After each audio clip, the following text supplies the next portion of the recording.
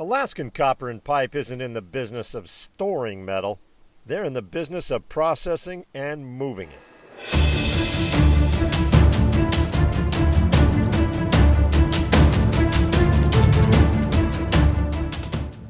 They've been leading the way in the bending and sending business since 1913, so it's no surprise they turned to Sega when they decided to lead the way to better, more economical vision.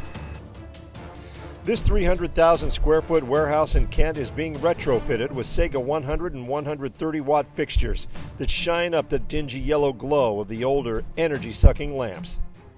The difference is crystal clear. You can see just the different colors of the old fixtures. Some were 4,500K, some were 5,000K.